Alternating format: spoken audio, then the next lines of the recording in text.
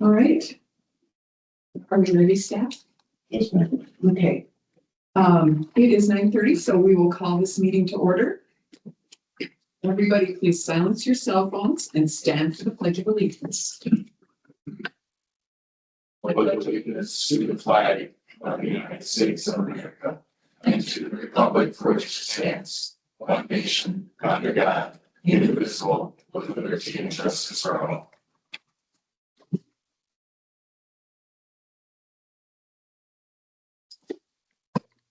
And we begin today's meeting by recognizing a special citizen. And I have a proclamation to declare here and put into our official county minutes. We are honoring Jake Leeser and celebrating Special Olympic athletes throughout Waseca County today. So I will read the proclamation right now.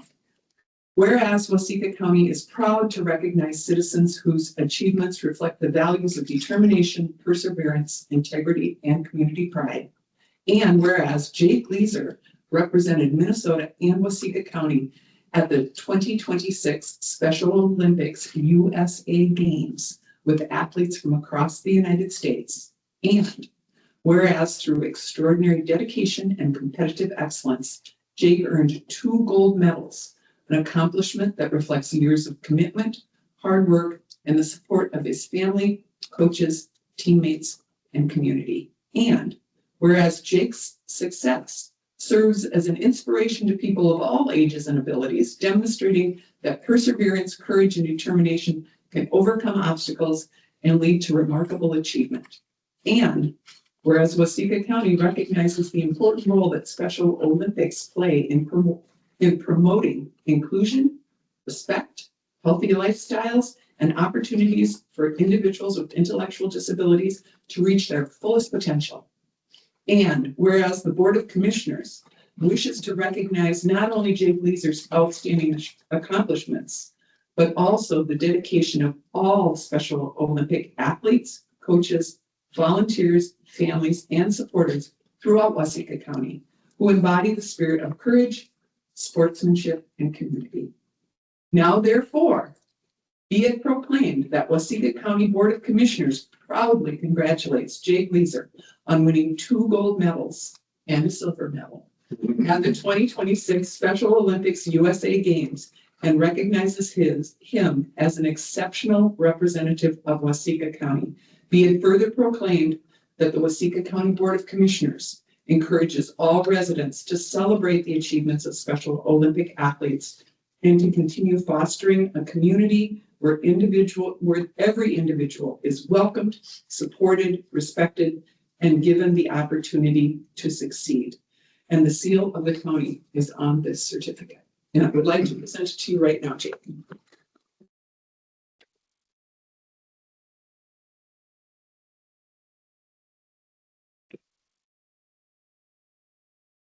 You better put your medals on so that the board can see those.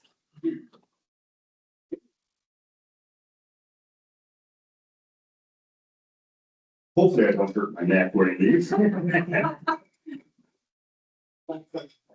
And the gold medals came in the 400-meter run and the shot put, and the silver medal came from being on the 4x100-meter relay. Yep, and it was a walk, not a run. A walk, not a Yeah, run. 400-meter walk, the shot put, and 4x100. Excellent, excellent. So another round of applause.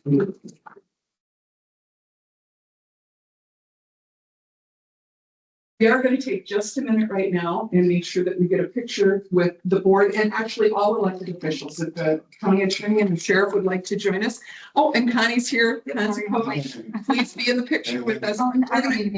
We're going to go in the other room against the wall over there because the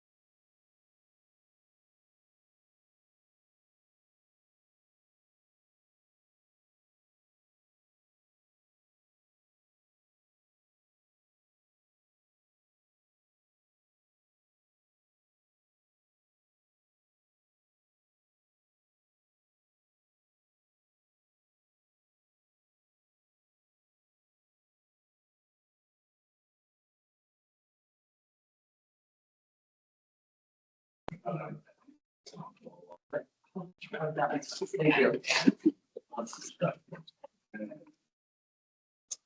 right. Thanks, everybody, for your patience this morning as we had a chance to celebrate something fun. Next, we will go on to staff introductions because we have some new folks here. So, where do I start? You take care of it. Thanks, Melissa. Welcome. Good morning, Madam Chair. Board. So this morning I bring you Lisa Pearson. So she started with us about a month ago. She comes with 17 plus years of payroll HR background, and I'm so happy to have her part of the team. Yay. Welcome, Lisa. Tell us a little bit about yourself. I am originally from Mankato. I live now in Janesville. I've lived there for about 18 years.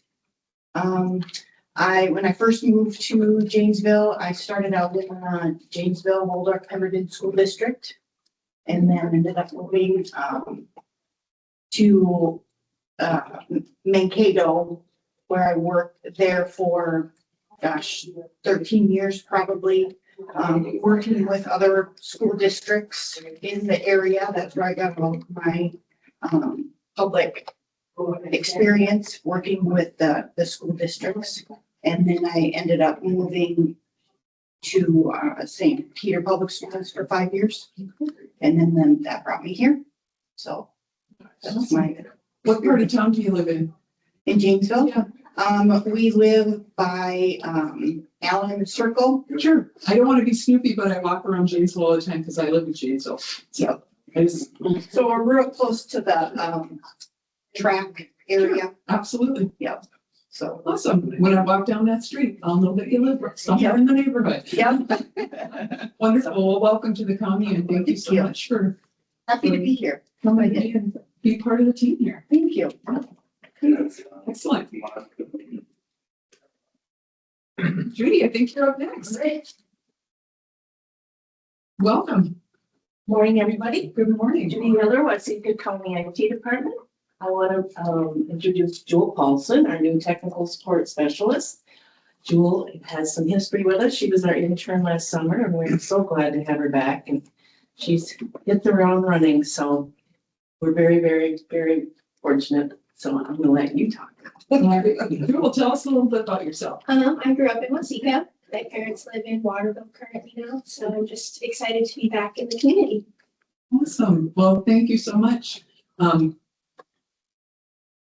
I would say the five of us up here are probably some of the needier folks within the organization when it comes to technology. So we're always appreciative when you just recognize that at the front end, and we'll try not to be too much trouble. Thank you for your work and for beginning your professional life with us. We hope that we keep it interesting and challenging. It is very interesting. Wonderful, wonderful. Thank you, Judy, for bringing Thanks. your new staff. Wonderful. All right. Next, we will go on to public comment. See if there is any public comment. Doesn't look like there'd be any public comment, but do we have anybody on making public comment? No, Madam Chair. All right, I'll ask time, public comment. Hearing and seeing none, we will close public comment. And then we will go on to approval of our agenda. And are there any changes from staff to the agenda? All right. Commissioner Milbrook, anything we need to add or take off? No, Madam Chair. Commissioner Krause? No, Madam Chair. Commissioner Christopherson? When I was looking through, is there minutes from the penal and equalization From the appeal and equalization. meeting that night? Oh, they're on D. Oh, there it is. Yes. They are there. I didn't see them the other night, so, okay, we're good. Okay. And Commissioner Hargett? No, Madam Chair. All right. County Attorney? Nothing. All right. Sheriff? Nothing today. All right. With no changes to our agenda, I would look for a motion to approve. I'll make that motion. Second by Krause. All right. Motion by Milbrook, second by Krause. Any discussion? Hearing none, all in favor say aye. Aye. Opposed, same sign. Passes. Next, on to the minutes. There are 4 sets of minutes there. I would look for a motion to approve them probably as a slate, but we'll take them anyway we can get. I'll approve them as a slate. All right. Second. Motion by Commissioner Milbrook, second by Commissioner Christopherson. Any discussion? Hearing none, all in favor say aye. Aye. Opposed, same sign. All right. Then we have consent agenda. On the consent agenda, we have the approval of the bills. We have a transfer of funds for solid waste and a transfer of funds for human resources. And unless somebody has some concerns about any of those routine matters, I would look for a motion to approve the consent I'll agenda. move it first. Second, if no breath. All right, motion by Hargis, second by Milbrook. Any discussion? Yes, absolutely you can. That's why. I wasn't sure if I understood that HR fund transfer fully. Back in 22, it was put in there as to offset. Is that how it's being used? Is that what the transfer is for? It is, so it's in our current 2026 budget program. It was unanticipated premium reimbursements we received last year. So we built it as just an offset levy for this current fiscal year. Okay, all right, I assume that that's what it was being used for, but it wasn't quite as clear. Sure. Thank Sorry you. about that. Thank you. Sorry. All right. Any other questions or comments? Hearing none, all in favor say aye. Aye. Opposed, same sign. All right. Consent agenda passes. Now on to action items. And Mr. Jim, welcome back from the lake. Yeah, Hope you had a thank you. great vacation. Thanks. Wonderful. All right. Resolution 2026-23, Public Works Transfer of Funds Request. Yeah, thank you. Good morning. Every year, a percentage of our county state aid construction apportionment is dedicated to an account called County Municipal Construction Account. It's for construction projects within our small cities, i.e. populations less than 5,000. If those dollars go unexpended, that balance builds and can actually hurt our next year's apportionment based on the needs calculation. Statute does provide for a means of transferring funds out of the municipal construction account into our regular construction account. So those dollars can be spent on any county state aid highway in the county. And that's what this resolution is asking you to do today. It would transfer the amount in excess of 2-year apportionment to our regular construction account, which is roughly $625,000 of the current $1.1 million balance. Being our small cities are in pretty good shape, we don't have any construction projects recently or in the very near future. And staff is requesting the board to adopt a resolution so we can use those dollars elsewhere in the county. Thank you. Let's begin by looking for a motion on this and then we can have some discussion if we need to. I would move resolution 2026-23. Thank you. Second by Curley. Great. Motion by Commissioner Christopherson, second by Commissioner Krause. Discussion or questions? Hearing and seeing none. All in favor say aye. Aye. Opposed, same sign. Motion passes. All right, on to contract 812608, County Road 73 culvert replacement. Yeah, this culvert has been in our program for a couple of years, and it is a concrete box culvert constructed pre-1940 and was extended with metal pipe in 1940 in overall poor condition. So we prepared plans and advertised a bid package. Opened bids on June 25th. We had 7 bids received. Selly Excavating Incorporated out of Police Center is the apparent low bidder with a bid amount of $99,967.50, well below our engineer's estimate. And They are targeting end of July, early August for construction if a contract is awarded today. And we do have this one targeted for local option sales tax funds, being it is on a county road. Staff recommend award to sell the excavating. Right? I would be looking for a motion in a second and then any discussion. So moved by Krause. Second by Milbrad. Motion by Krause, second by Commissioner Milbrook. Discussion or questions? Go ahead, sir. Quite a range. Yeah, That was my thought. Yeah, is there any concern that this Sealy missed something? you know, in comparison to their bids, there's a number of different pay items from excavation and aggregates and rock materials, pipe materials itself. They were lower on their excavation and aggregate unit prices than the others in general, but not so much so that it would cause any concern, in my opinion. Just, they maybe have a window and this one fit their Okay, needs. Really. okay. Well, yeah, that, And they do this work. when you look from top to bottom, it doubled. Yep. Price. So, Any other questions or comments? Hearing and seeing none, all in favor say aye. Aye. Opposed, same sign. Passes. Thank you. Thank you.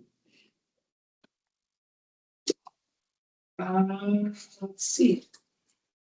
Letters, 6C, 2026 first half appropriations. Thanks, Madam Chair.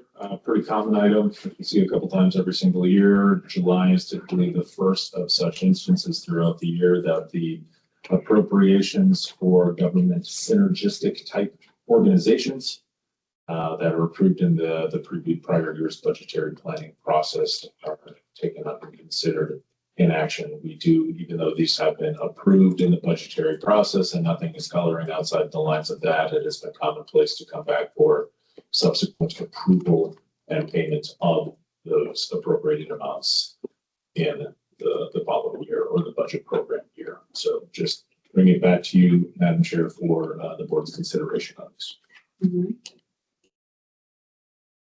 And a lot of work goes into like thinking about these before they are a planned part of our budget. From the budget work we did in 2025 for 2026, so. I would be looking for a motion and a second and then any conversation we need to have. make that motion. I'll second. All right. Motion by Commissioner Milbrook, second by Commissioner Christopherson. Any comments or questions? Hearing and seeing none, all in favor say aye. Aye. Opposed, same sign. All right. Next. See, Jim. Thank you. Child Safety Seat Distribution Award. Sarah, welcome. Oh, thank you. Thanks for having me.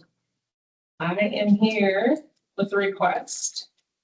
We applied for the Child Safety Seat Distribution with the Minnesota Office of Traffic Safety again this year. I see an error on the action item, so I apologize for that. We're looking for approval for 8 seats, not 2 last year's award. The summary and the recommendation should have the right amounts explanation, but for some reason I missed when I copied it over the action requested. So we do have 3 staff members certified for child safety seats. We have had some distributions from Blue Plus and South Country Health Alliance this year. To date, 59 seats have been given out through those programs. We have not had any of these extra flexible seats at our disposal yet. And so we are hopeful that you are as interested as I am in getting these seats in so that we can provide for those who do not have insurance through South Country or Blue Plus. MA recipients or those without insurance are the recipients of the grant funded car seats. And just a reminder that this particular funding for these seats is primarily from the collection of fines for individuals cited for illegal or unsafe transportation of children in their vehicles. So it's a great way to circle back to prevent the problem. So we are looking for the acceptance of 4 controllable and 4 combination child safety seats as a part of this distribution. If the board is so inclined. Thank you, Sarah. I would look for a motion. So moved. Thank you. Second. Second part. Thank you. Motion by Commissioner Christopherson, second by Commissioner Harvick. Questions or comments? I will just say there's a lot of grandparents up here who want kids of all sorts to be safe. I didn't have to deal with car seats for a lot of years, and then all of a sudden I'm dealing with them all the time. And a good car seat is essential to making sure everybody feels and is safe as they go all the fun places this summer. So, any other questions or comments for Sarah? All right, hearing and seeing none, all in favor say aye. Opposed, same sign. Thank you. Thank you. Sarah. Next on our list is Collaborative for Families Coordinator Contract. Welcome, sir. Good morning, Commissioners. I have a number of items on for today's docket. So hopefully I don't take up too much of your time. It probably won't be quite as exciting as Jake's great. So congratulations again to him. But starting with the local collaborative or the collaborative for families coordinator contract, as you may recall last year, the board approved for our office to have Nicole Rams assist with coordinating the local collaborative with Waseca County. They're asking to continue that contract for another year. She's done a phenomenal job and helped us kind of go in the right direction. We're in a good direction, I should say, with the collaborative. It is a $20,000 contract for the year. We do invoice it out quarterly throughout the year, through fiscal year starting. So it would be retroactive to July 1st of this year, and then go until June next year.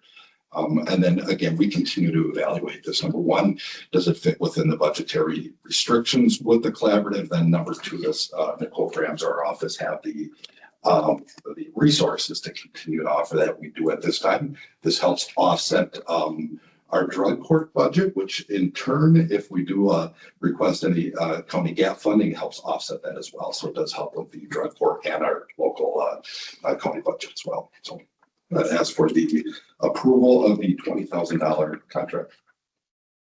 Thank you, John. I would look for a motion. So moved by Crowsey. Thank you. Motion by Commissioner Krause, second by Commissioner Hargis. Questions or comments?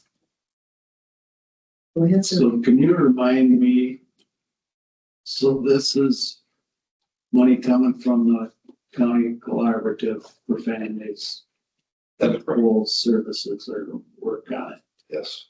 And how is the collaborative Funded? That's State money. Yep, so it's a good question. It is. So there's a couple different ways. It is correct, as Madam Chair mentioned, it's state money that comes in. So our a number of entities within Waseca County do what they call and I'll call it a time study in a sense. So they randomly get moments that they say, what are you doing at this point? That worked with juveniles. Our juvenile agent, John Fridd, is one in our office. And each time they answer that, the county receives some state funding for that. The money actually in turn then goes back to locally, typically the schools, and in our county, the vast majority of it goes back to the school for mental health services. Another way some of that money can go into the collaborative is we receive juvenile mental health screening funds through our office in Mid-Prairie. There's a small window or small items that we use that money on, diagnostic assessment, some of it is staffing that we have in our office. If we're not able to exhaust that money because we didn't use it for the treatment of the certain youth, that money can also go back into the collaborative as well. So that's where that collaborative money comes from. So it would be state dollars, correct? Okay, all right, thank you. On occasion too, Mid-Prairie has had some funding in the mental health area that they have directed toward the 3 collaboratives, because each county has its own collaborative. I do have to say that that the collaborative has gone through significant upgrades and changes in the last couple of years. Things largely to partnerships that we built, but also really, Nicole has been doing a fabulous job of helping to organize that and to work with the fiscal agent to make sure that things go smoothly, that we're using resources well, and it feels like we're in a lot better place than we were 3-4 years ago for sure. And the school districts are very appreciative of the service that comes from the collaborative. They think it's very well used. Thank you. Any other questions or comments? We have a motion by Krause, a second by Hargiv. All in favor, say aye. Aye. Opposed, same sign. All right, that passes. Thank you much. And on to fiscal year 2027 treatment court cooperative agreement. As commissioners may recall, this is an annual contract that would come back. We likely within the next couple months be coming back again. As you recall, that happens quite regularly. The state judicial branch does like to have the first initial contract approved.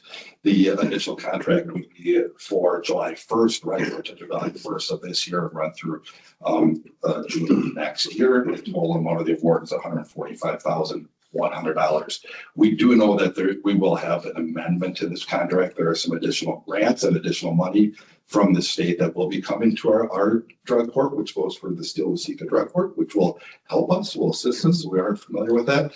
Unfortunately, they're not prepared to have those dollars to us today.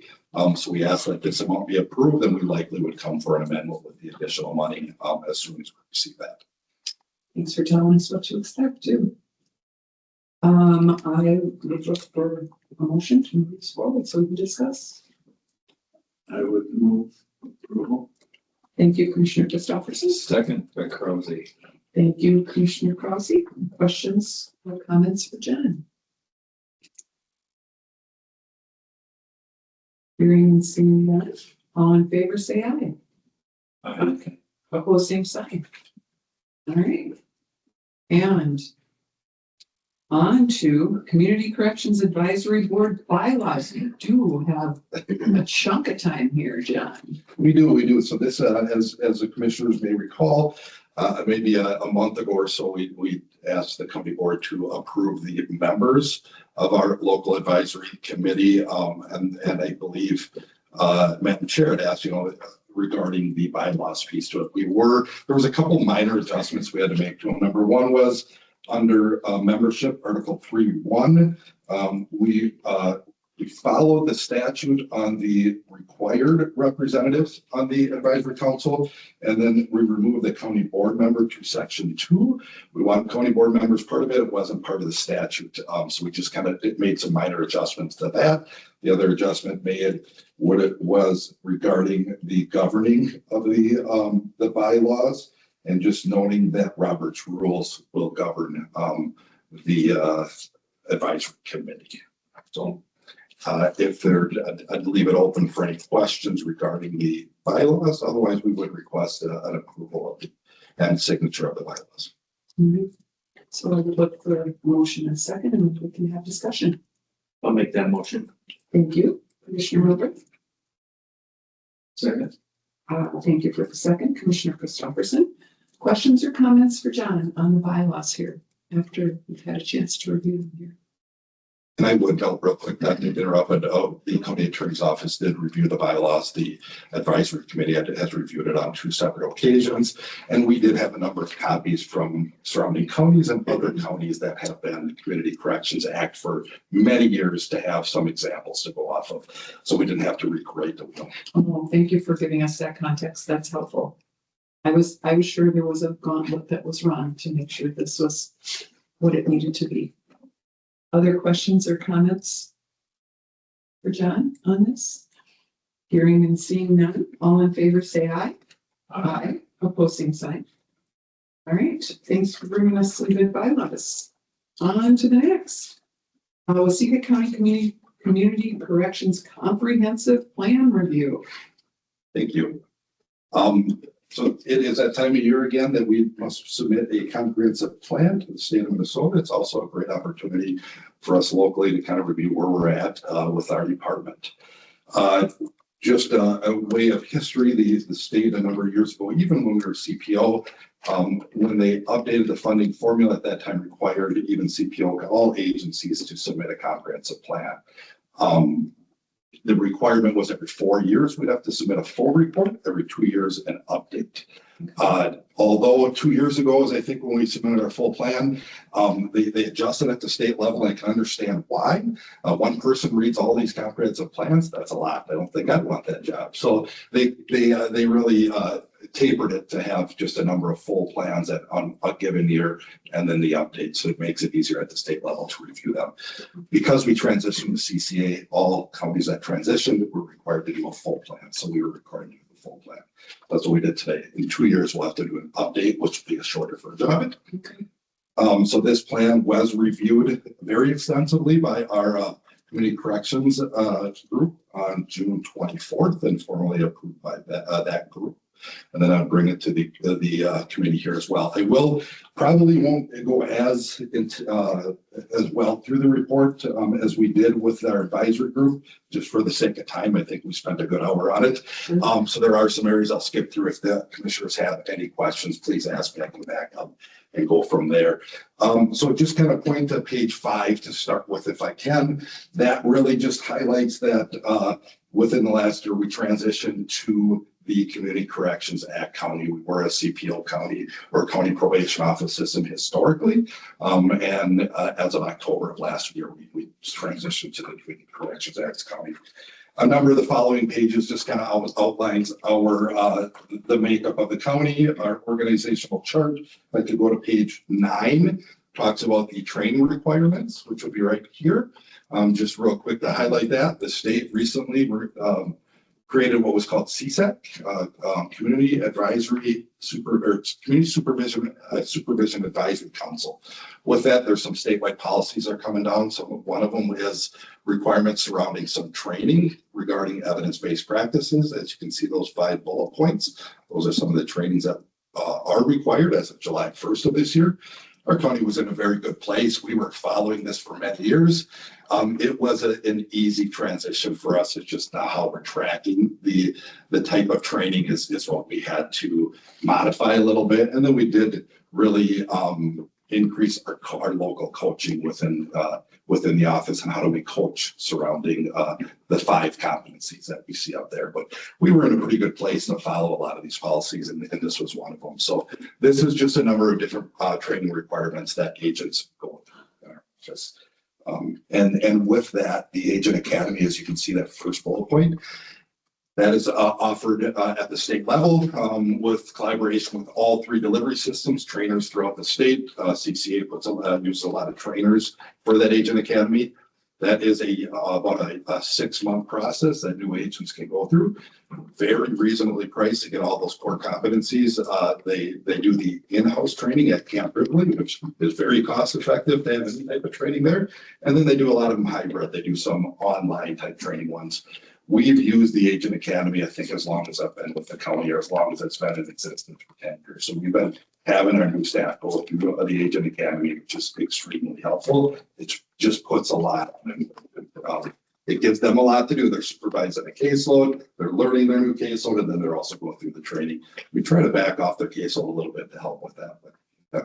So questions on the training at all? And I'd go to page 11 right away, which goes right into the overview of the supervision right here. So this really kind of gets to some of that nuts and bolts. If you look at that first graph there, and we'll point out, we supervise all probation, pretrial, and supervised release services within the county, with the exception of ISR, which they call intensive supervised release. That's the highest of the highest risk cases coming out of the prison setting. Our numbers are very low in a small county like this. There are only 5 county entities that supervise that caseload, and we're talking Hennepin counties, Arrowwood region, Olmsted County. Otherwise, the state offers this. We currently have nobody in our county on ISR, but we do have one on, it's an early release program they have within Waseca County. It's the Challenge Incarceration Program. the ISR agents also supervise that case, so they do have one within the county. It's a pretty intensive program. We just don't have the numbers to offer that locally, so the state does still offer that. Otherwise, if you look at our population trend, and this kind of goes back to 2022, we're able through the state survey to get what the state had for numbers at the felony level prior to when we took it over. We've been pretty consistent, as you can see. Supervised release did dip, but it's pretty low. I think we're at about 14 in the county for supervised release. As commissioners probably recall that, it's a lot of states call parole. We call it supervised release in Minnesota. Juvenile numbers have dipped and have really stayed pretty low on there. Now keep that in mind on this number on here. It doesn't take into consideration the diversion cases. And we'll get into that when we get to the juvenile cases. We use diversion very well here in the company. That's good best practices. So you're going to see those numbers a little bit down in the report. Otherwise, we're pretty consistent. You see a few dips, but we're fairly consistent in all of our levels of offenses. John, I would jump in. There was a change in age of what's considered juvenile. Right. So Tell us your best guess as to, or concerns, or not, or maybe none. Tell us what you think about the change in season. Number one, I don't think we're going to see a huge dip in our numbers here. And I say that because so what that means is the juveniles at the lower end of that. You're 10 right now, or prior to the new law, if you were 10 years or older, you could be put on juvenile probation. They changed that law. I think it's 13 now, I believe, right, Richard? 13 and above. So the 10, 11, 12 would actually go through the mid-prairie through the family services level. There's concerns regarding that they tried to vet through, but I will say, I think our numbers that we see here at that lower end, it's pretty small. I don't think we're going to see a huge impact there, but there's a concern with some of those. Usually when you see that number, it might be, if it's a very heinous offense or a very concerning type of offense, that there adds a level of concern with what that statute, I think, change is, but I don't think number-wise it's going to be a huge change for us. We just don't see those that age that often in our. Am I right to say that the concern is probably more on the mid-prairie side of this, on the human services side, rather than, it's not like we're moving a ton of business over there, but the business we're moving over there is something new. Right. It'll be very new to them. Yeah. I think at the law enforcement side, there were some concerns. The attorney side, and then, like you said, human services or the career side. Thanks for giving us that context. Yes. As we've talked about at the other previous one, a number of years ago, we went to specialized programs. We have a juvenile supervision agent. We have a backup agent. We do gender specific programming. We do enhanced risk supervision. That's the highest of the level that we supervise within our office. We do enhanced sex offender supervision. That's new after we took over the felony levels. Drug and DWI court group supervision, that's the lowest level of offenses. And what happens in that caseload is the agent meets with them once every 3 months. And we have a given day or couple days they come in. They don't even give them a time. They just said, between 8 in the morning and 4:30, you're required to come in to check in. They meet with the agent and they meet with them. Again, that's the lowest level that we have on supervision at that point. We have pretrial and we have supervised release at that parole level. And I will say supervised release, we do split those up because it's a small number and there's a lot to work with the hearings and release unit, that we split that up between all the agents so they are familiar working with hearings and release. Moving to the next page a little bit, if we do kind of separate a little bit the race and ethnicity. This is the only point that we have to get better a little bit, and we have changed our practices. You'll see in our pretrial data, we'll report a little better. Under the race section, adult population, the other is very skewed. We had about 31% that the clients didn't report on what their race was. Now they're not required to, obviously, but it's all self-reporting what they put on there, but we do ask it for data purposes. Mm-hmm. So we're doing a better job on our intake form on asking that question. And again, this is self-reported, but so that skews the data a little bit. As you can see, that other section is off there, if you want to say. When we look at the pretrial data, our other was very small. We've done a better job with it. And I think the the race overall follows the county population, which is what we're kind of looking at on this. How far off is that in the justice system? I think we're pretty, we're consistent with what the county population looks like, I believe. And then below it just has it split up right below those graphs of the males and the females within the county as well. So under pretrial services on the next page, if we look, you can go to page 13 on the graph there. That just kind of shows an outline of the cases where the people that we have, not the cases, but the individuals we have on pretrial release. The top line's felony cases. We've always supervised those, even when we were CPO. And as you can imagine, the felony cases are the ones that are put on pretrial release most of the time. Just nearly all the cases in felony, not all, are put on a pretrial release. And then as you can see, the other ones are very low. Juveniles extremely low. There's very few cases that are officially put on pretrial release. And our numbers have stayed fairly consistent. As you can see, in 22 we were low. We climbed up a little bit. We dropped some after that, but the state does not provide any funding for the pretrial services. That all is local funding. That is one thing that the state does not fund us for. That is one that our local justice partners have said, hey, we should be supervising, or at least keeping an eye on their pretrial cases. And then if you look down below, the next pie chart there just kind of gives you a makeup of the risk level of pretrial cases we have. As you can imagine, the low risk we spend the least amount of time on, which is the larger percentage. And it goes up with our high risk that we see the most, which is that blue or that dark blue color section, which would be about 8%, which is a small number. Moving on to the next page, right there, it's the race. As you can see, that's where you can see the adult population, the pretrial and the county population are very similar there. And I truly believe that's probably where our probation population is. If we receive them all in that other data, but it's something that we are doing better now collecting that data. Juvenile numbers, they're just I think we had 2 to 4, maybe 4 juveniles on supervision. So you have 1 or 2 juveniles that throws that number off on there, and that's kind of what happened there. We just don't have the numbers to accurately report what that I think it's looking at. Numbers are so low. And as you can see, the makeup on the adults and juveniles on pretrial release as well there. Just kind of real quickly scoot down. We got the bail evaluations there. We do there's a mandatory requirement on what we call MINPATs, their bail study that we do.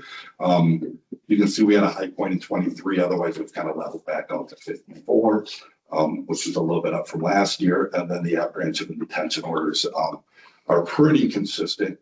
Usually on the pretrial level, we don't see a lot of them. We had 4 last year. And I will say some of that is if they're on probation and they're picked up on an E&D, it would likely come at the probation level. And there are a number of cases that they're already on probation and they have a pretrial case with them. So, and an apprehension and detention order is in essence a warrant that our agents can file on clients if they are violating any of the conditions of the court. We can move on to the adult services, which is on the next page there. If you look at that, again, this looks at the risk level, and we supervise the case a little different by risk. Obviously, the highest risk is the ones that you spend most of the time on. The lowest risk you spend the least amount of time on. And as you can see, there's our split up of it. We're about 49 clients in the high risk, 43 in the medium, and 74 in the low. And that was a snapshot at this one given time. And again, this was 24, so this did not include the felonies and make us it's urgent trials. This was just probation cases on here. And then I'll just real quickly highlight gender. If we go down gender specific program there, you can see our numbers on all these are going to slightly go up as we go. Because in 25, even the last few months, we took over a felony caseload. So those numbers were included in this because we did a snapshot in December of each given year. So as you can see, they slightly have climbed up, and I think we're going to see that be more consistent throughout the year now that we have the felony casework as well. So we had 25 females in the gender specific program, 27 in the intimate partner violence program. What that is, that's your domestic related cases is what the intimate partner violence is. Going to the next page, if you can see the enhanced caseload, you saw a really big jump there. And I think it's leveled back out, but we saw a really big jump with the cases coming over right away. And again, those are the highest of the high. We're seeing those a couple times a week, going into their homes, having them come to the office, random drug testing, all that. So a lot of work being involved with those cases. Group supervision, as you can see, and I'm sorry, enhanced sex offender. We don't have the data for that just because 3 months in 2025, we supervised those cases. As you can see, we had 21 cases on December 31st of 2025. We don't have any data before that. So we don't have a graph necessarily because we didn't supervise that program, but that's the number of enhanced sex offender cases we had on December 31st of 25. Otherwise, in the group, as you can see, the numbers there, and we saw again a slight increase there when we took some cases over. And specialty court is the next graph down was staying pretty consistent throughout the years, if you want to say. And we've been pretty consistent. We did have 20. It's pretty high. We're about that 14, 15, I think, is on average the numbers that we see. Supervised release is another one of those. We don't have a graph, as you can see on there on the next page down. That's something that we took over again in 25. We had 14 on December 31st that were supervised and that were on the supervised release. Average caseload sizes. So we do on that is we have APPA, which is the American Probation and Parole Association, along with the state is really looking at some standards that they're having with those. So we follow the average caseload size, try to stay at the average to higher end of that is what we try to stay at. As you can see a range in there, and that range actually even varies a little bit from this, and a lot of it will base on, and I'll use like the enhanced caseload there. So depending on how many enhanced cases they have, the rest of that caseload, which Nicole Kalo supervises, she'll receive some of the traditionals and we'll level that caseload based on that. So that's where you see that range of 30 to 40. They suggest you should have about 20 to 25 enhanced cases on one caseload. Her numbers are down, so that varies with that. As you can see in each one of those caseloads, it varies because of that. Because our juvenile numbers have been low, our juvenile agent has helped with adult intake with our groups. So they'll meet with them. John Frid is our juvenile agent. He'll meet with them, do an intake, complete the probation agreement, set them up for any classes they need to do. And when they're ready to transfer to the next agent, he would transfer them out. So we've been able to utilize any free time that he would have with that intake.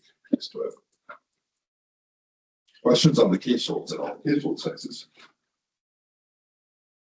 We can go to real quick. I know, and we don't have to go back up to it, Michael, but talked a little bit about the community work service program. As the commissioners are aware, the state eliminated all funding for that program, and the county did approve a half-time position for that. We have a wonderful crew leader that came over and worked actually in ICWA, which is a prison STS program in a sense. He was actually bumped out of that position from our STS crew leader we had here that worked with the state, took his position. We were able to get him, he was able to come back to Waseca County. He lives in the Waterville area. He does a phenomenal job. He's worked very well. He does a lot of mowing with the county parks. He actually, with Todd Eustace resigning recently, he's going to be able to help with the mowing there. I think Brian, Teddy, and Kurt have talked, and he's going to help out there as much as they can with the mowing projects there. He's done a lot at the recycling center. He came to me and said, hey, I know we can make more money recycling copper. We put it all in one and it's all dirty copper and we get a lower amount for it. He said, I think we can strip that copper. We cut off cords on the freezer, on the refrigerators, freezers, and we can strip it. So we purchased a lower end stripper. He strips the copper off of it and he's brought it in, and it increases the amount that we receive per pound. So we're working with Tammy out there and seeing what that difference is, but we are going to see we should see an increase on the amount of money coming in with the recycling piece because of some of the stuff that our crew leader brought up and the work that they're doing there, which is great. And so, yeah, later this year, we'll bring some good data and some good pictures on the projects that the crew leader's working on, which I think will be helpful for the board.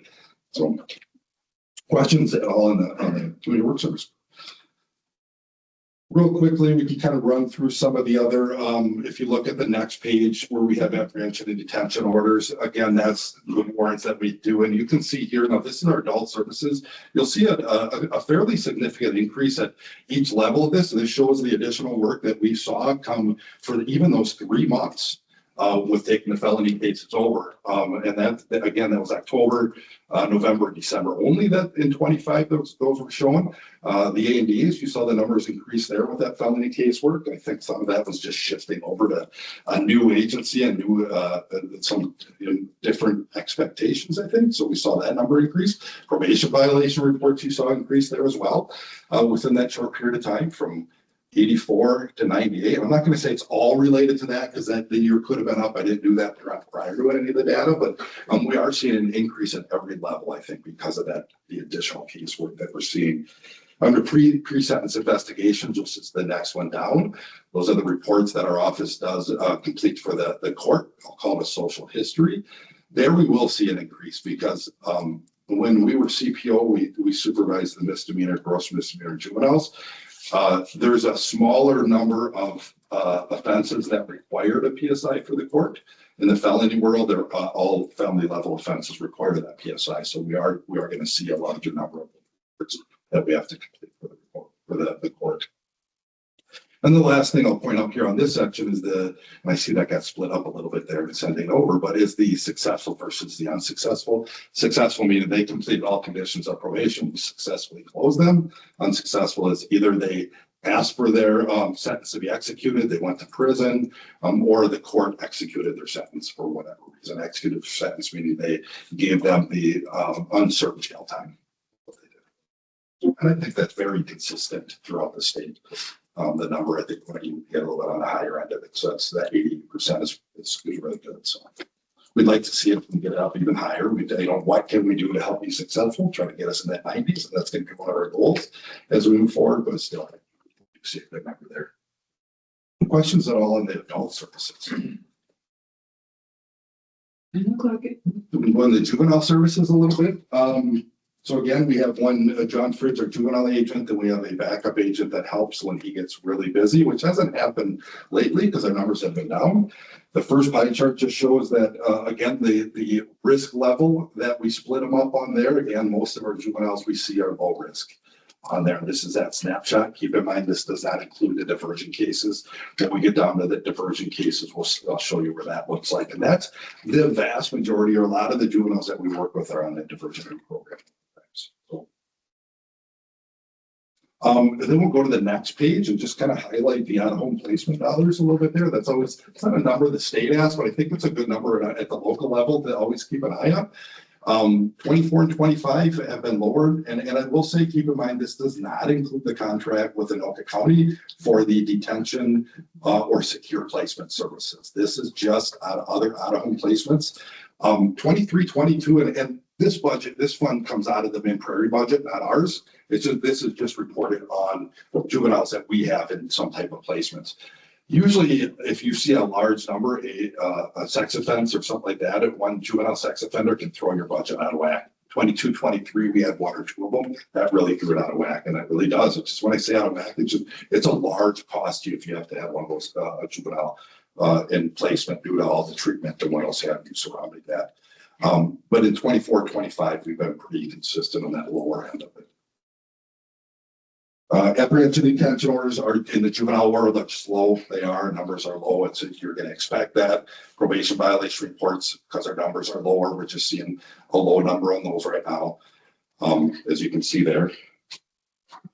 And then PDIs or predispositional investigations, very similar to a PSI. That's the social history that our office completes for the court. And we've been pretty consistent on those as well. Those are typically in the higher level type offenses when the juvenile comes into court, your felony level or delinquency type cases. So the juvenile diversion program, that's what I've kind of pointed to a few times. If you look at the graph on there, you can see the snapshot is the blue as of December 31st, which is what the state asked for when we report on it a little bit. And then the orange is the total. And we put that in there because juvenile diversions are on and off pretty quick. It's usually about a 90-day window, and they complete it very quickly. So we have them in and out of our office quick. So that snapshot doesn't give us a true representation on the number that we see coming through our office. Numbers are down, as you can see, just because I think juvenile numbers are. Our high point was 22, or I'm sorry, 52. we were at 23 total for 25, a little bit down from 24.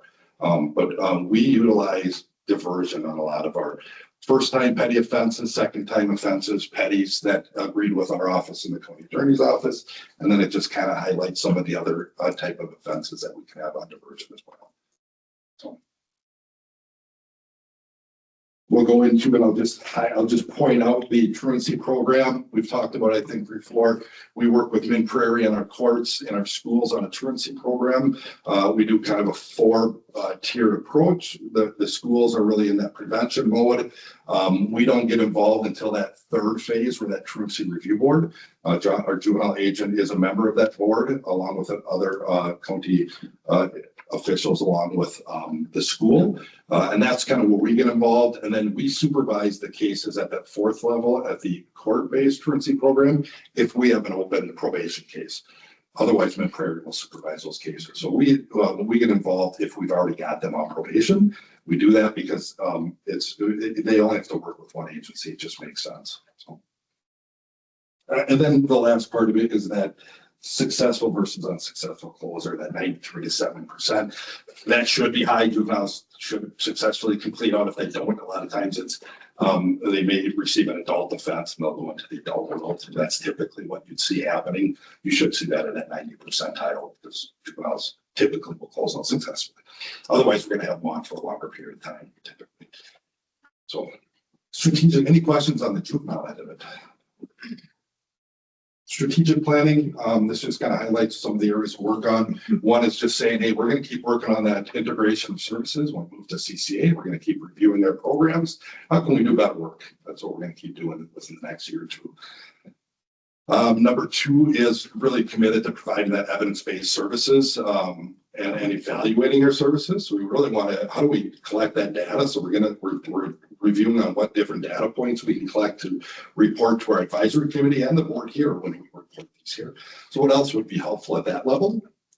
A lot of that will be implementing some of the policies that we see come down from the state through that CSAC I talked about. Again, there was probably 3 of them that were approved to start July 1. We were in really good place for all 3 of them. There's very small adjustments that we have to make. Some of that has to be as have been involved in CSAC from the inception for about 4 years. When we transitioned to CCA, I was removed because I was a CPO rep. So I was really aware of them. So if we had to make minor adjustments within our office, we were able to do it. We were kind of in a good place. We really embraced evidence-based practices and how do we offer better services many years ago within our office. And that's kind of aligned us to kind of where we're at today, I think. And then the final policy is just really committed to that community-based type of approach to supervision. How can we provide some community-based supervision? Meaning continue working with our safety committee and enhancing safety practices, participating in statewide safety training, which we've been working with the state on working with probation safety training throughout the state. And then working on what we call Project Nighthawk. We've been meeting with our local law enforcement on, it's a program where we kind of collaborate with our law enforcement. Our agent may go out with a local police officer or sheriff's deputy. And then if they're not busy, we'll sign up with them. They'll select maybe 10 probation clients and go out and check on them together. That works for safety. And number 2, it helps law enforcement to recognize, hey, here's where Johnny lives. Hey, Johnny's actually doing it. We've gone out there 3-4 times and he's doing pretty good. And again, that's based on the resources that law enforcement have. I've already met with our local police department and sheriff and talked about this, and they're both very supportive of a program similar to this. So, and then looking at a risk-based drug testing program, meaning when you're on low risk, low is low, there is a way to evaluate that, saying, hey, a person might be a low risk to reoffend, but they might still be a higher risk to use chemicals. So how do we take that into consideration? So we want to find a real evidence-based practice approach to that method. So that's what we're going to look at in the next year as well. Questions on the goals? Core correctional practices and evidence-based practices, these are just some of the tools that we use. I'll just kind of skim over a little bit. A lot of those tools are stuff that we've been, different tools that our agents have been trained on, that they work with the highest risk of the clients. We're not using these tools on the low risk. It's usually your upper moderate to high risk clients that we're working with. It's a lot of that type therapy work that they're working through, different booklets with them, different type of cost benefit analysis, thinking reports, different type of programs like that that really help change how their thinking works. So we don't see them on probation again. That's the ultimate goal. And then I would skip to 27, 26. If you have that, really just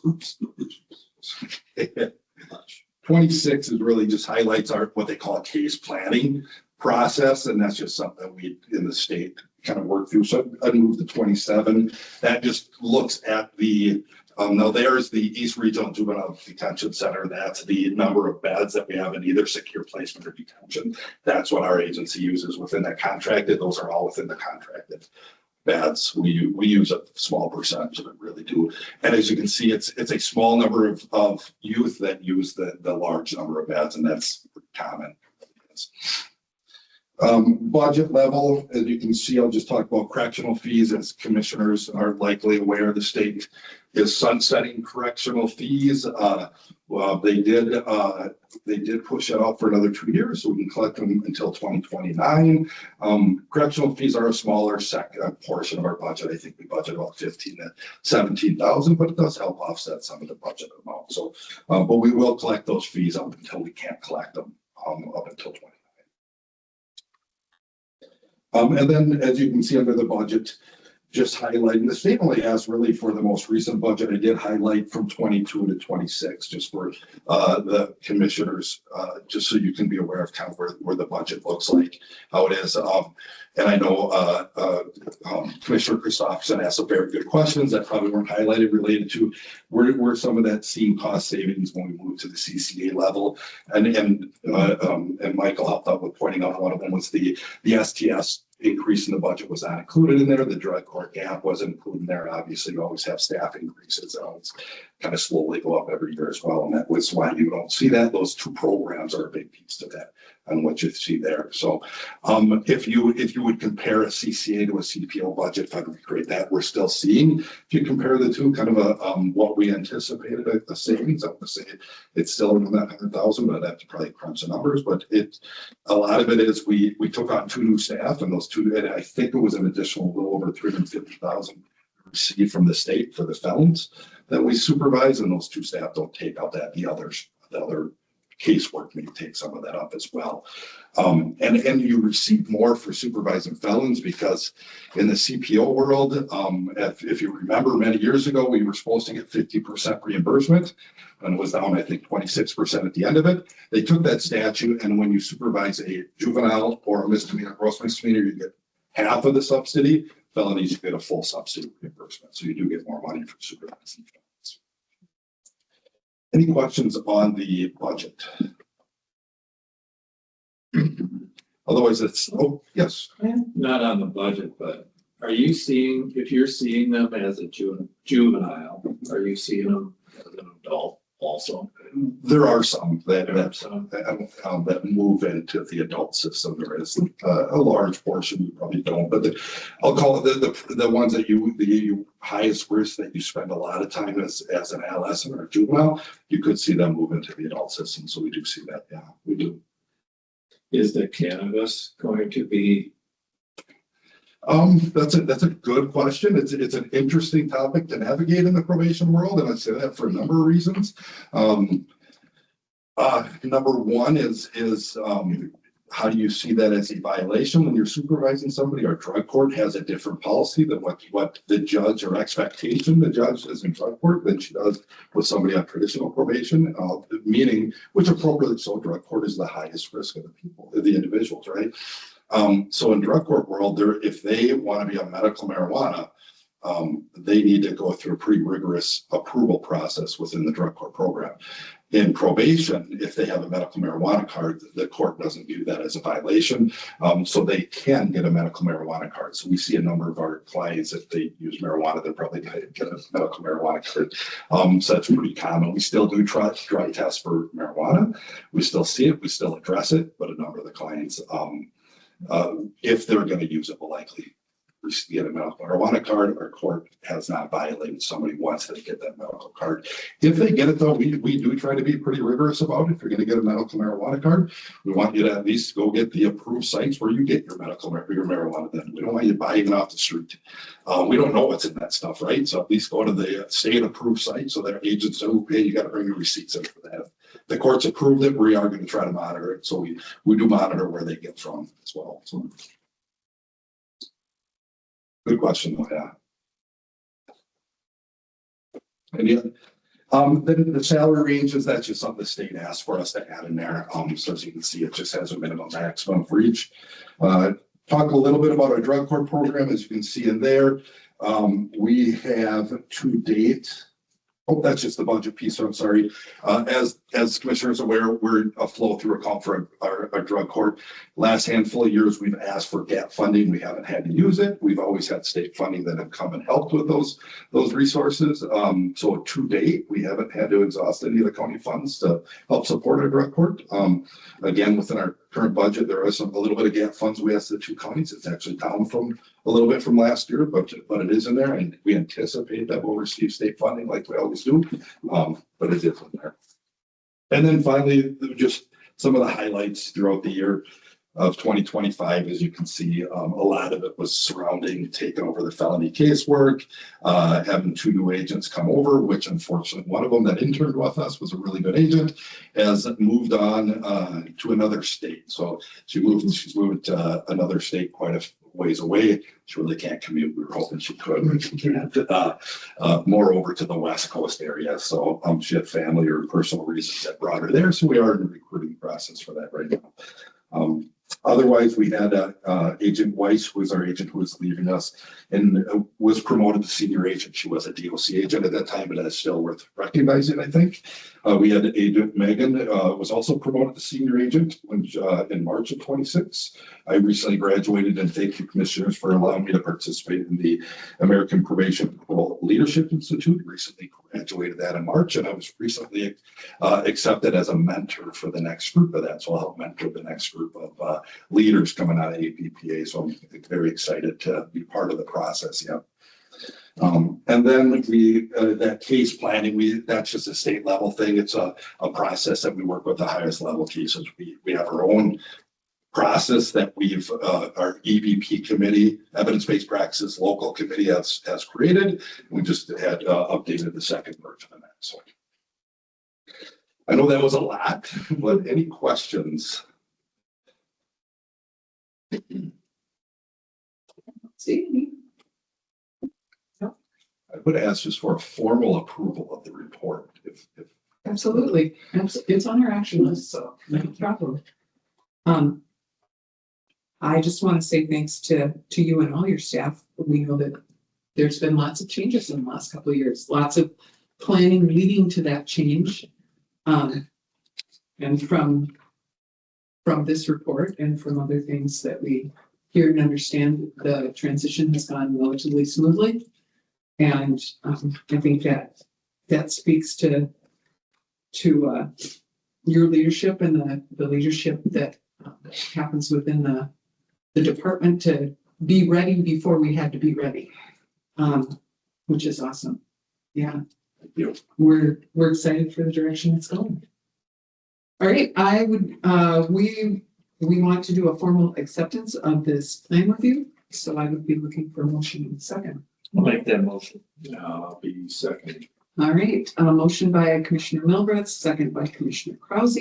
Any other comments or questions? Very good. Yeah. Very good. Thank you, Commissioner. All in favor, say aye. Okay. Opposed, same sign. All right. Thank you, John. Thank you. Wonderful Thank you work. for all the Keep support, going. commissioners. Thanks, John.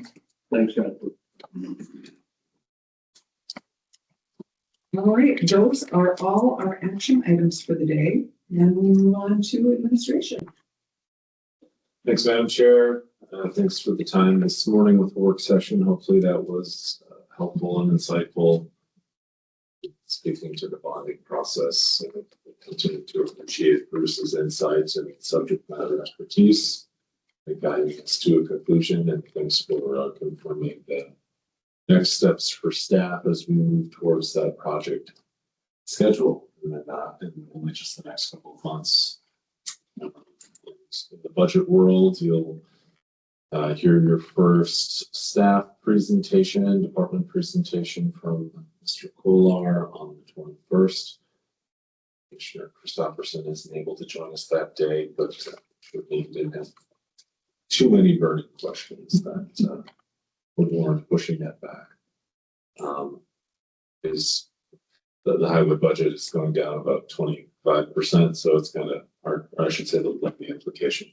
It's going down about 25%, so it's hard to complain too much or be too concerned about it. So doing a good job there, managing those funds and those projects and still maximizing the output of the work being done. Part of that, we will connect some of the dots for some of the renewed efforts and reprisal of the solid waste fee. So we'll pull Brock Nelson into that conversation as well. Brock will also be at the Public Works Subcommittee tomorrow morning to step through some options. So it's been a multi-month collaborative process and analyzing some other county approaches and data, what makes sense for Waseca County, and then making some recommendations to that subcommittee tomorrow and getting their gut reaction first and bringing that ultimately to that work session on the 21st before we look to approve that integration into the budget setting process for 2027 formally as well. So more to come on that. Given our two larger, we have 3 outstanding bid packages happening right now, or bid processes happening right now. One for the Judicial Center, of course, one for our Workforce Development Center, and another for the reuse building at the solid waste facility. Couple of just updates as 2 of the dates are changing. So our our Judicial Center bid opening was planned to be this Thursday. We pushed that a week because of some of the amendments that were included in last Thursday's revision. We also wanted to ensure that the local list of contractors that were originally provided to both Woodside and A&P were notified. So because of all of that, we moved the goalpost out a week to ensure that if that list of contractors did not receive that initial notification, that they had adequate time to prepare a bid package to remit to us. Because of moving that one to the out a week to the 16th, the 16th was the original planned bid opening date of the Workforce Development Center. So the planned approach for that is opening those bids on the 20th of July with still the anticipated award and approval on the 21st. So you'll see a placeholder on your agenda for July 21st, but we won't have all of the bid numbers ready by the time the agenda is published. So those will be brought to you fresh the morning of the 21st as well. I should say the planned award for the Justice Center is August 4th as well. The thing I would bring to your attention is potentially the need for a special meeting to happen between those the 21st of July and that's subsequent prior to August 4th. That ensures our ability to stick with the planned construction schedule. So I just wanted you to have that in your mind. If you see a note go out about a special meeting, that would be relative to the Judicial Center bid packaging process as we move forward. I covered that on the bid awards. Legislative conversations already happening for 2027. A number of things got done, a number of things didn't get done, which is par for the course. The biggest one in our purview, of course, is our local sales and use tax. So I've chatted with Representative Sexton a couple of times already. The plan is to submit that in September or October actually. So we're very well ahead of the curve in anticipation of that next session. So he'll continue to partner with us and has been a good partner and advocate for that. And we'll carry that again next year for us, as I'm sure will Senator Jasinski on the Senate side of things. But just want to make sure that that committee has all that documentation well in advance of the actual due date, the end of January 2027. So we'll update a few items, change the dates, etc. But as you know, the committee was very receptive to the documentation we put together. So there isn't a lot to change. It's just updating a year here and there where we can. But most of that data will still stand on its own as well. Touched on cash flow this morning in the work session, and I only bring that up to say that we have a few planned projects that we've been attempting to expedite this year to ensure we spend down those defederalized American Rescue Plan Act dollars. Been very cost conscious with saving those dollars and using them for kind of the bigger ticket items, bigger wins as needed, but we do need to spend it by the end of the year. So one of those items I mentioned was the roof replacement of the highway building. Received some bids on that just yesterday, so we'll set that up to bring that to you in the not too distant future as well. I was able to meet with the building committee folks for last week as well, just to chat through some planned approaches, current projects both this year and the next, and where they run plan for the next. We may try to push those up ahead in 2026 as well. So some more to come on that, and a lot of that will be integrated into the normal budget planning process that you'll see as well. Public Works is, I think, not Public Works, but Building and Grounds, the facilities conversation is the second meeting in August right now. So we'll certainly hear more on that. I plan to have, we have about 98% of all of the budget prep work done and implemented into our Munis system for 2027 at this time. Always a couple of different things that it makes some fine tuning and final decisions on. But well on the way of having a preliminary conversation with you. And as you know, I try to have that preliminary budget forecast to you by the end of July every year. So as you really start to get into those budget meetings with staff, you have that completed documented picture as best we know at that time in front of you. So we'll put together a folder for you again, so you can just add attachments to it as we get through the conversation from preliminary, even to that final approval as well. So a lot to happen over the next 2 to 3 months. So we'll be pretty busy and keeping track of those key dates. We'll try not to miss anything, as Commissioner Krause encouraged us to do, not to do. So a lot to keep track of there. Anything else I can address today? If we're going to have a special meeting, let's get a tentative date and time on the calendar so we can block it off, and we can always cancel it if we don't. Absolutely. But I would certainly prefer that we know rather than don't know. Yep. Awesome. Yes, sir. City council meeting tonight. No, we originally had been on the agenda for the city council evening tonight, but we got bumped to either the 21st or August 4th. So their agenda was full, as stated, so not tonight. Good question. That's just for a general visit, or?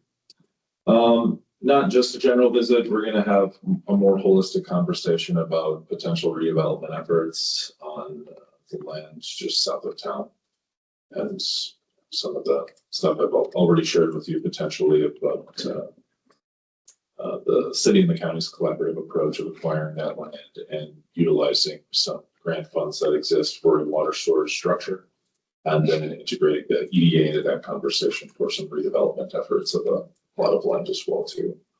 So we've had conversations with the city on a couple of occasions, and by me, myself, Chris Howard primarily. So both Chris and I were planning to attend that session to just spell it out and get that buy-in from the city more formally.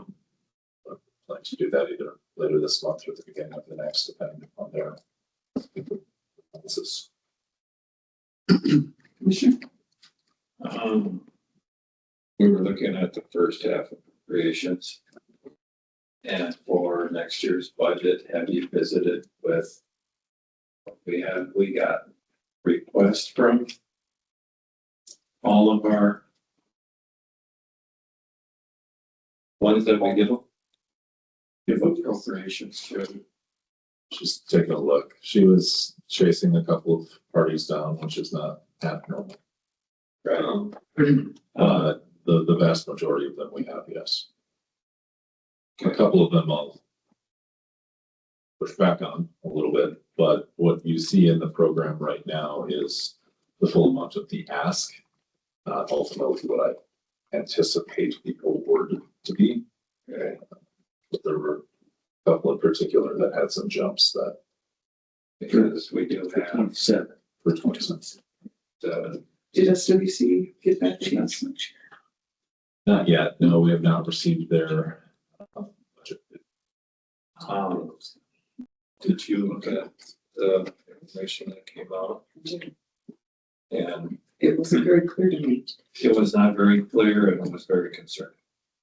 Say that again, I'm sorry. Have to- Which one? The SDB, Oh, gotcha. they sent out information, but it was unclear and concerning. Okay. You've got a meeting this We got it. Thursday, and are you gonna be there? I will be there for the first bit from 6:30 to 7:30. Then at 7:30, there's planning commission. Which I need to come into for. So, yeah, we need to get that figured out. No. Yeah, so we had good conversation last year. I mean, the original proposal that SWC sent, the ask, I guess, was a little north of $90,000. Then came down to just over $60,000 in that final budget. So they were open to the idea of repurposing and proactively utilizing some of those fund balance figures that we were asking them to do and consider. So I would expect that narrative to change, or at least I would hope it doesn't, because there's still good capacity there, in my estimation. That wouldn't warrant it, but we saw some increases from the Ag Society and the Historical Society that we'll have to chat through specifically. We're still waiting for a final request from, as mentioned, SWCD. We might have Smith at this point in time, but from their Small Business Development Center, which is out of Mankato, and that one might have come in. And then Green Seam as well. And Green Seam is a little, it's more of our commitment than their ask. If you recall that action from 2 years ago, so the county committed to that amount of support. So it's not necessarily something we're waiting on, because we could just as well have it somewhere else in a professional and technical services rather than appropriations. So that one, I'm not exactly waiting for, just to clarify. Should it be someplace else in the budget? Because I know that, we do this because they provide some things for us that we can't get other places. Yeah, the initial conversation was, should this be in professional and technical services and planning and zoning, or should it be an appropriation? Mhm. And we just landed on, well, it is an appropriation. We are supporting another organization. Is there a benefit to it? Yes, sure. And we describe benefit to any of them that we support. So it is an appropriation. It just is slightly different than the others that are in that same account. We get some technical services back in return. Yeah. Makes sense. A couple of recruiting efforts happening in the human services world.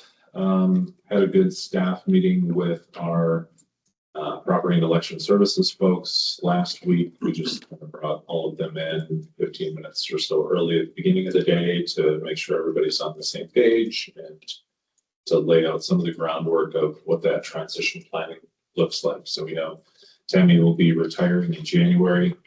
I met again with Tammy and Robin the end of last week just to talk through solidification of that transition plan, how it impacts staff so that we can have one very cohesive narrative that goes out, and it isn't bits and pieces of the plan and people get confused and wonder what's happening.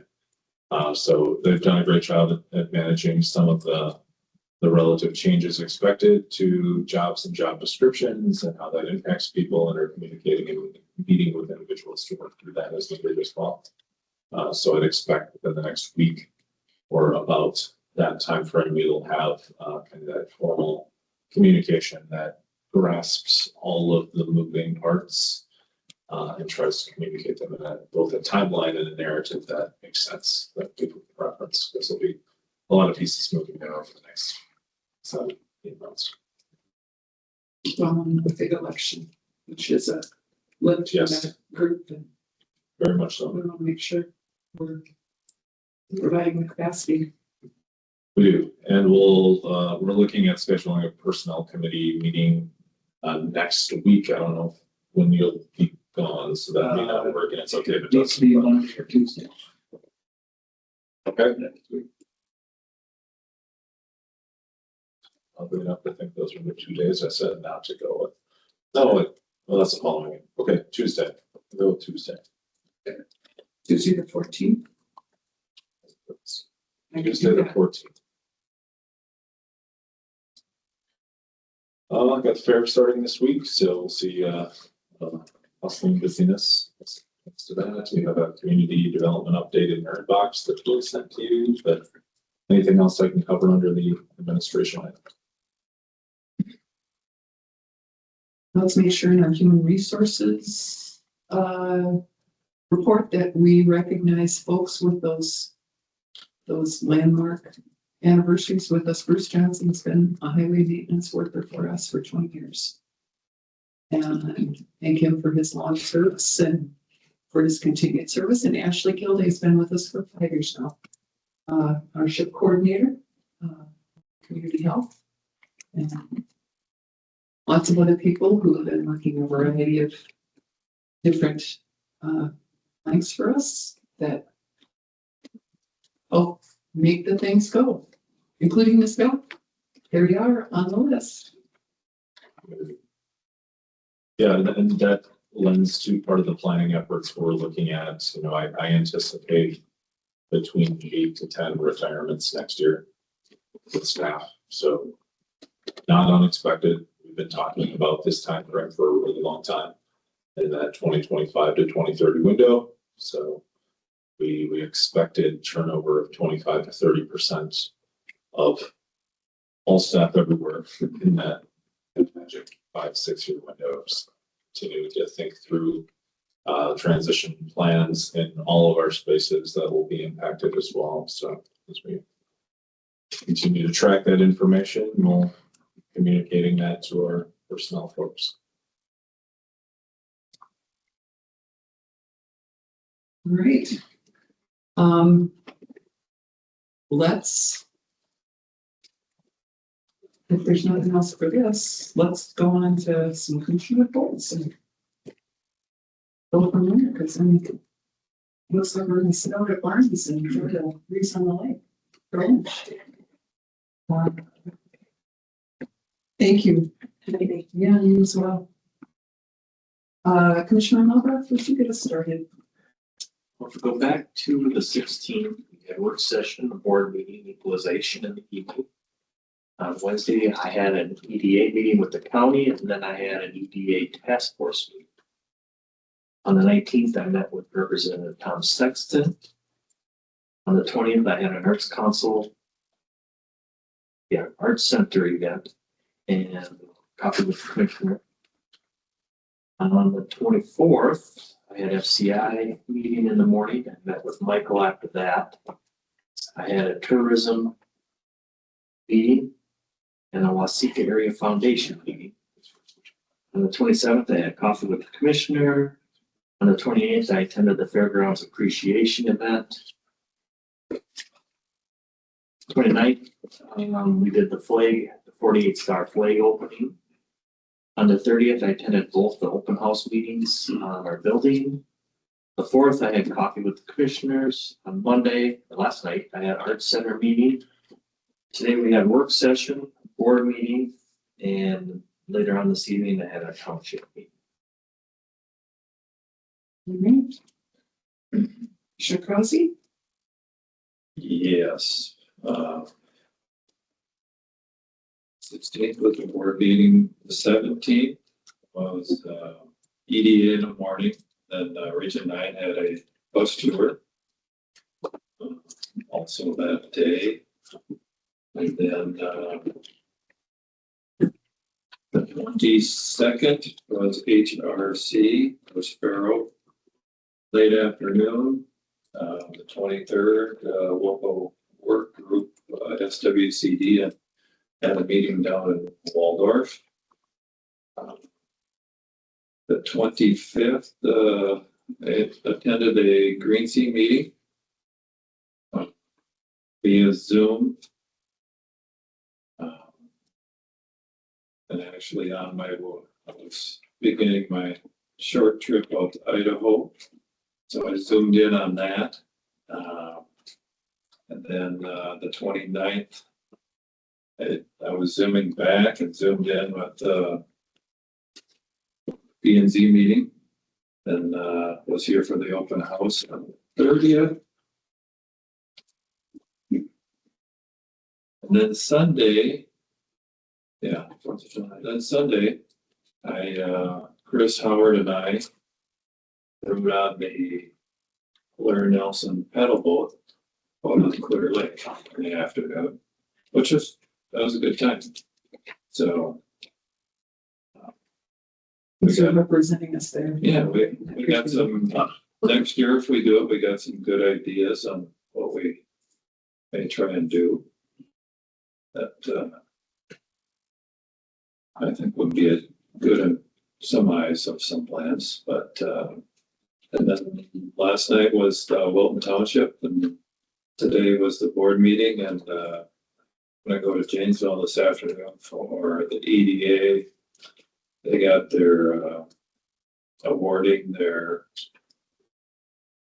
grant award to their $10,000 reward for the business this afternoon. So yeah, that's it for me. Awesome. Commissioner Christopherson? On the 16th, it was, we had been Prairie that afternoon, also after our board meeting. Board equalization that evening. 17th was the HRA meeting in Mankato. Getting close to probably about 1 or 2 meetings away from wrapping that up. I think so. I hope so. Yeah, biggest thing is how to take care of the office and the equipment and stuff. So, 22nd was Sparrow, 24th was Community Corrections Advisory, where we went over what John presented to us today. And 29th was PNC Subcommittee, 30th open house, and then yesterday I had another transition team meeting for moving Min Prairie from 3 county to 2 counties. So we got through the joint powers agreement. Now we're going to start working on bylaws. Excellent. I was wondering about that as we have a budget meeting today. Okay, yeah. Yeah, the joint powers agreement will come to our meeting, The Min Prairie meeting. and prayer meeting, then after that will come to our. Okay, perfect. Thanks. Oh, and yes, Rosie, you will be able to go to that meeting. Min Prairie on the 22nd, is it 21st? 21st at 3 p.m. Yeah. Where's that at? That's it, like, Steel Commissioner room for Steele County at the Steele County Administration Building. It's called. Okay, got it. Got it. Commissioner Harvick. 16th was the work session, regular board LBAE at 6:30. The 23rd was a 10 a.m. pre-bid opening here. Or it's pre-bid, not an opening. 24th, 9 a.m. was out at FCI. 12 p.m. we had a meeting here for community corrections at the East Annex, and 6 p.m. I had a historical society meeting.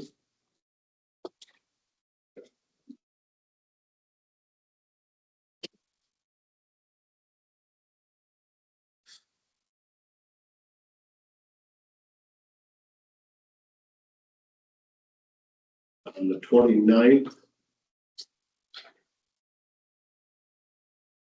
I met with Brian Tosper on a couple items and then went to Hodgson Hall at 9 a.m. for the unveiling of the 48 Star flag. On the 30th, we had 10 a.m. judicial open house here in the East Annex. 11:30 was a building committee meeting, and then at 6:30 open house back here. On Wednesday, the 1st, Waseca Lakes Association at 7 a.m. And then we went over to Michael's office. We had a call in to Carrie at A&P, iron out some questions we had.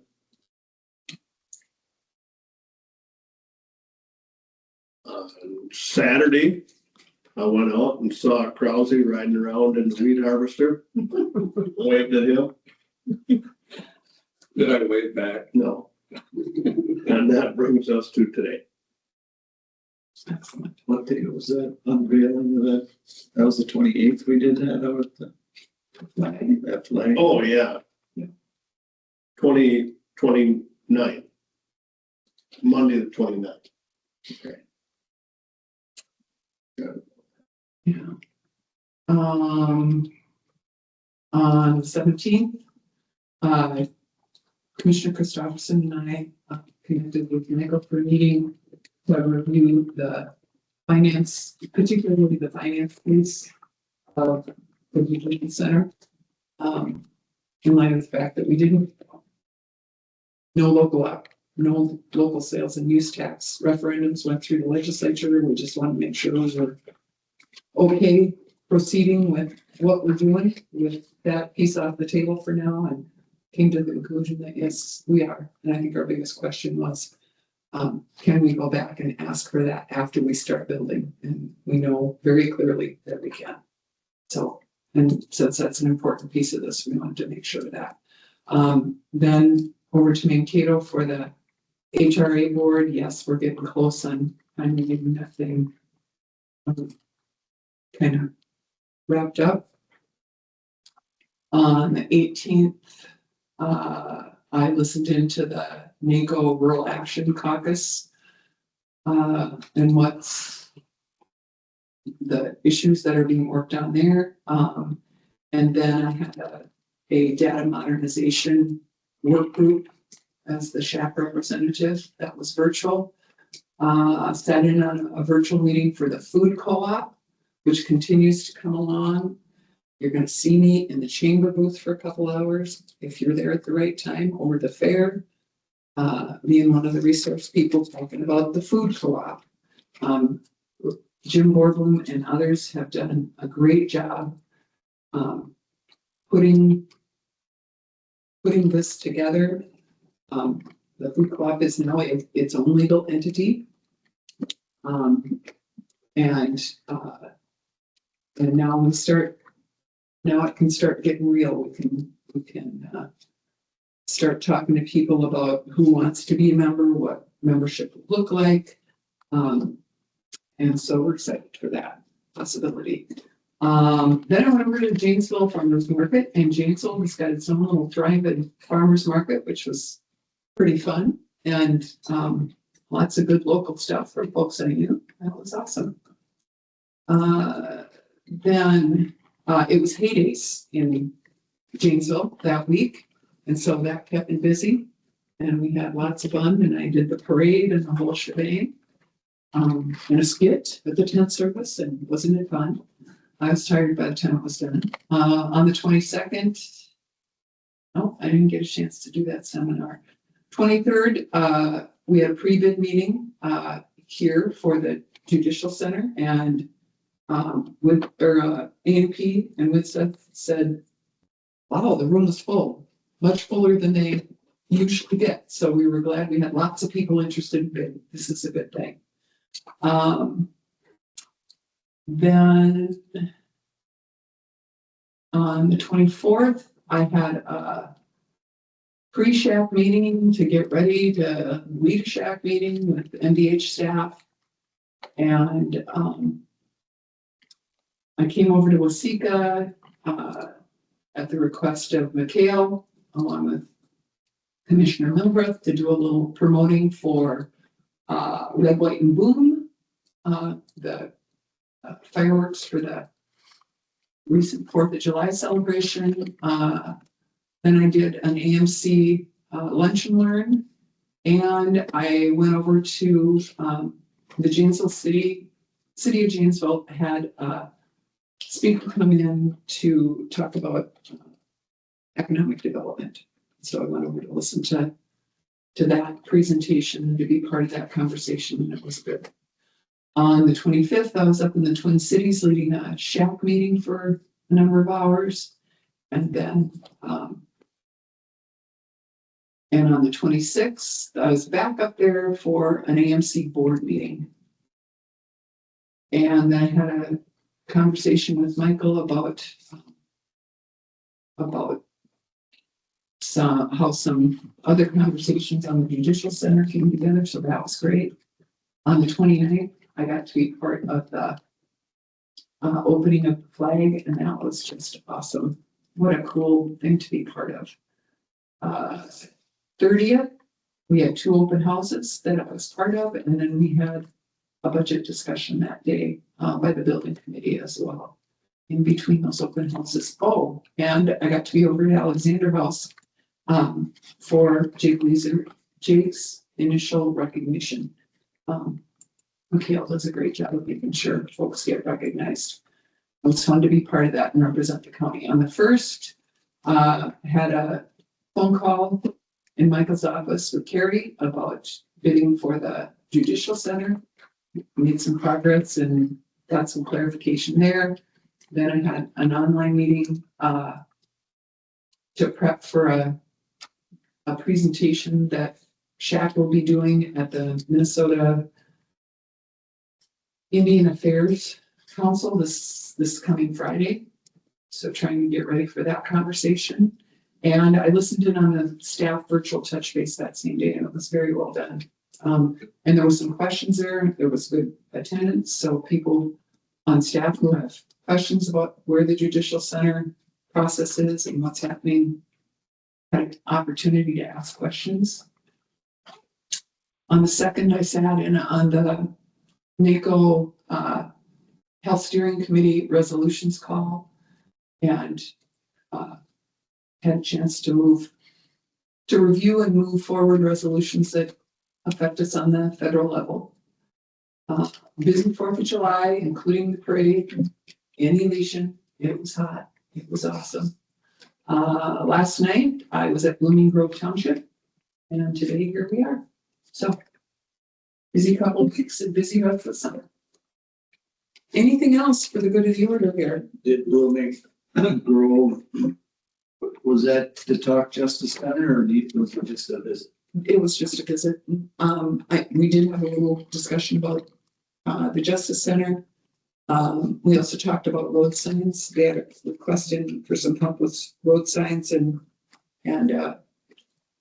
Jim got back to them with, here's the policy about how we help with township road signs. They were good with it. Yeah, good and fine.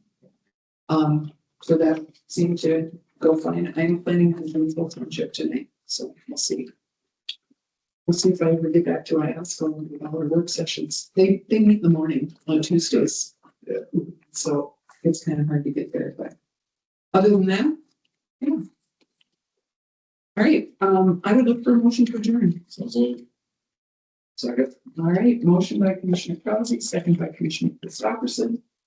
All in favor, say aye. Aye. Aye. Opposed, same sign. I'm thinking of you. All right,